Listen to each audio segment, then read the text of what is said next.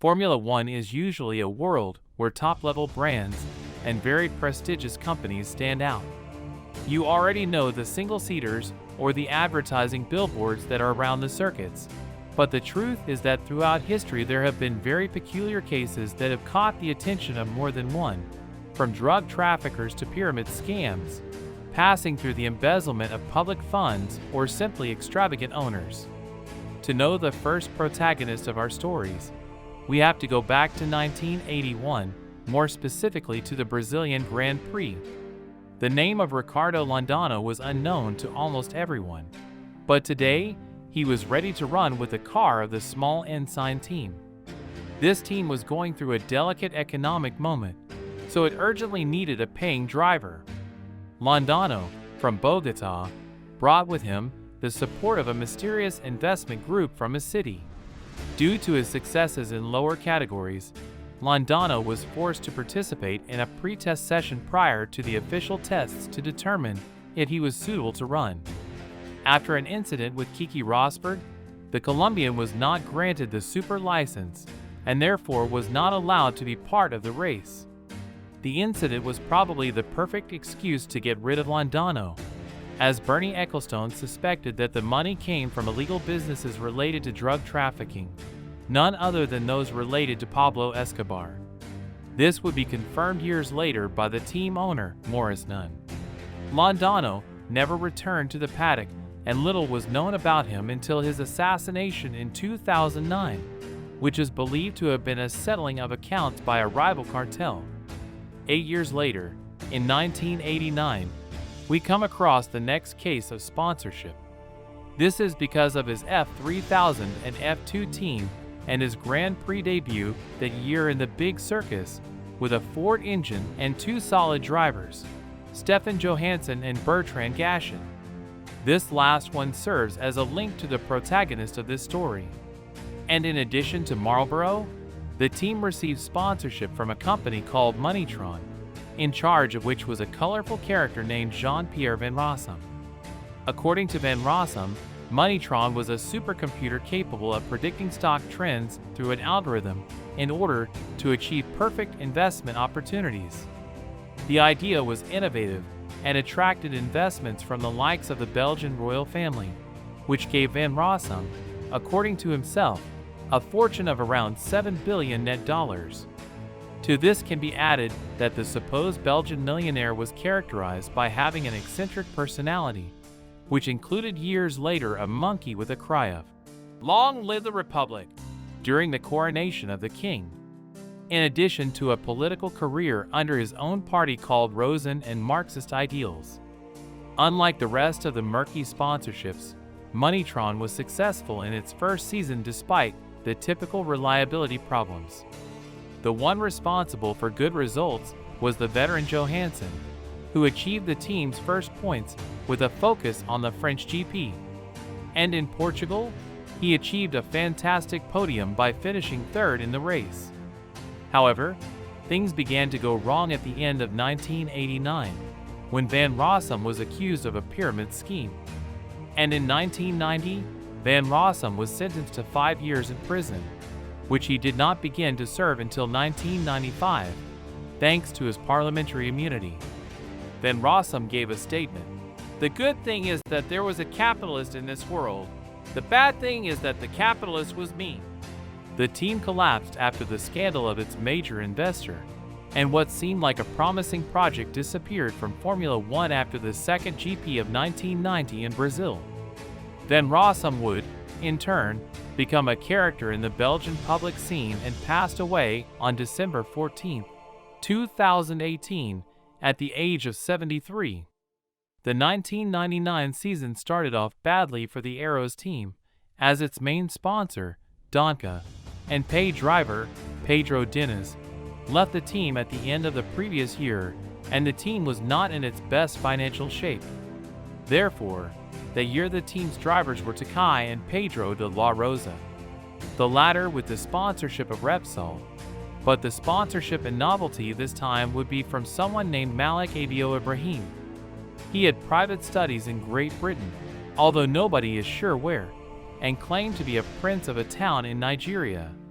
It's probable that this is true given that there are at least 75 different royal families in his native country. Malik Abio Ibrahim also claimed to have competed in the 24 Hours of Le Mans, which, although not impossible, lacked evidence. The fact is that this character bought 25% of the team, then owned by Tom Walkinshaw, and also proceeded to hire a costly public relations agency that was in charge of giving him fame within the payment. But who without a doubt enjoyed the attention, Malik Abio Ibrahim didn't plan on staying quiet, and claimed that he would raise funds through the brand of images that first appeared on the buttons on the clothes at the San Marino Grand Prix. T- planned to make money by launching an energy drink and selling products with the brand, such as clothing and motorcycles. This plan ended up being a complete failure, and in fact journalist Joe Shower said that T- didn't raise anything. To make matters worse, Arrow's year was horrible with only 1 point from De La Rosa throughout the entire season.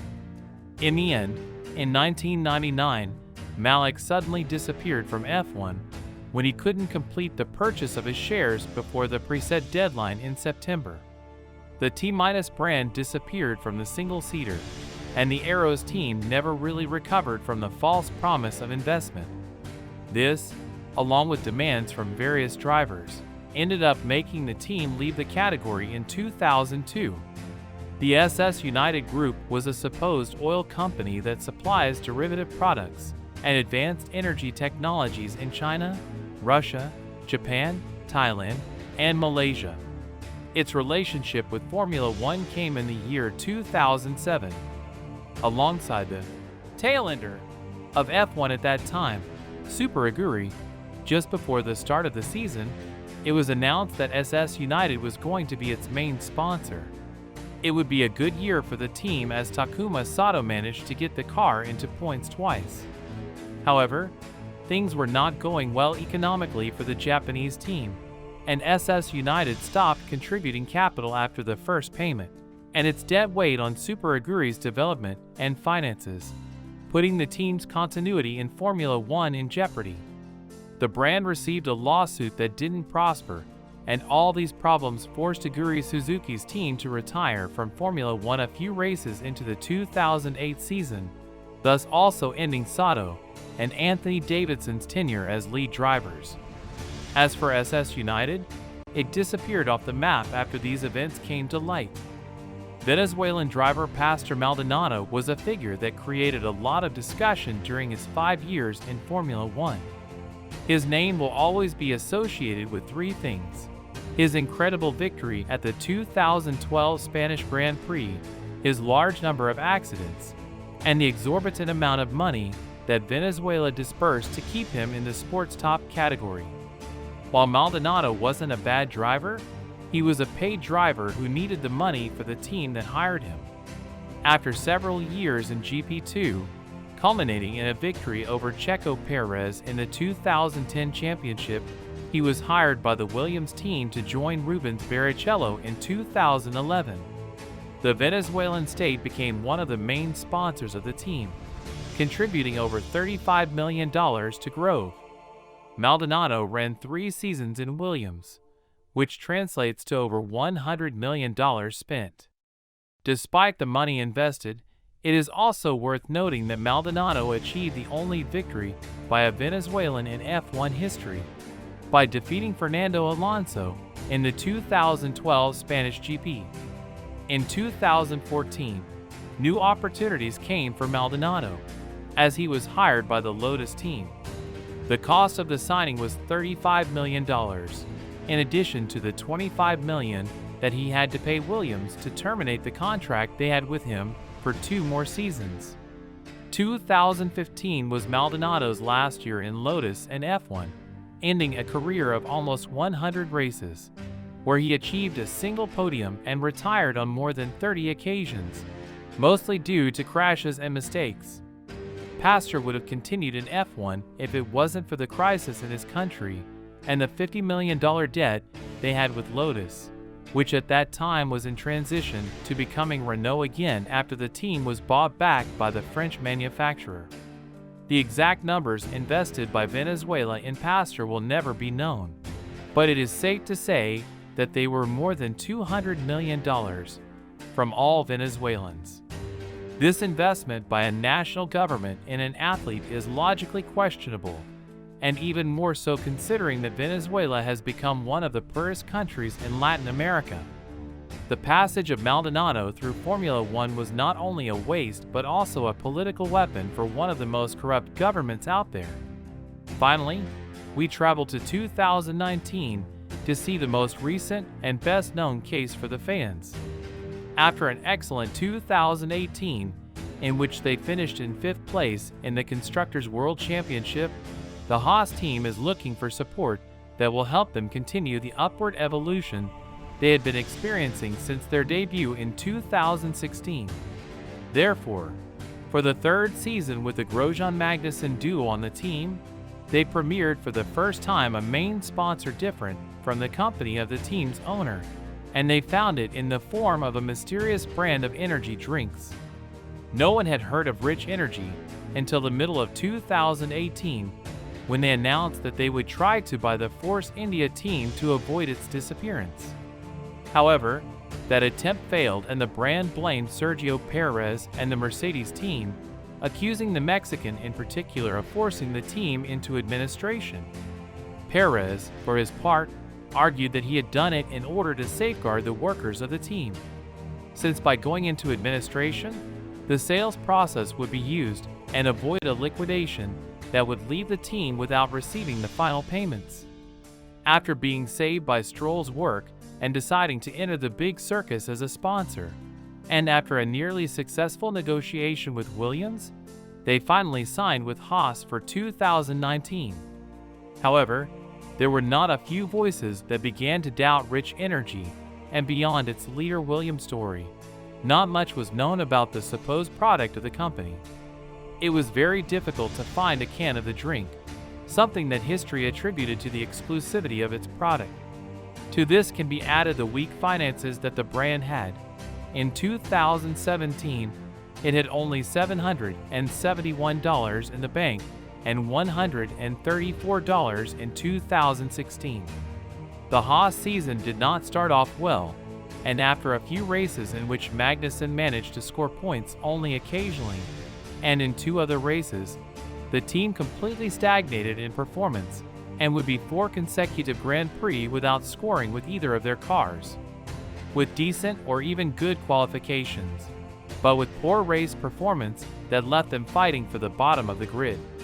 Rich Energy began to face legal problems, and in May they lost a lawsuit with the brand, White, in which they challenged their logo. This caused Haas to stop having the horns, previously a characteristic of Rich Energy, on its decoration. Both Haas and Rich Energy were at their lowest point, and things only got worse. Just before the British Grand Prix, Rich Energy announced that they were canceling their sponsorship contract with Haas due to underperforming, while the brand expected to see the team fighting with Red Bull, claiming to have a better life than them, including the hashtag better than Red Bull. The team was struggling with Williams in the last Austrian Grand Prix. On the other hand, Hunter Steiner denied Rich Energy's statement, as he held a sponsorship contract for both 2019 and 2020 at that same GP. Things went from bad to worse, as while Story mocked Haas throughout the British GP via the official Rich Energy Twitter account, Haas had a tough qualifying and a worse race with a double retirement after they collided in the early stages of the race. That weekend brought about a kind of internal revolt within Rich Energy, and is that the small investors behind the brand decided to fire William Story and rename the company Lightning Bolt in an attempt to repair their relationship with Haas. Finally, with Rich Energy in the midst of a legal battle with Red Bull and White Bites, the American team and the energy drink brand ended their relationship at the Italian Grand Prix. This episode was the beginning of the decline of the Haas team, which went from being a promising team to being a laughing stock of F1.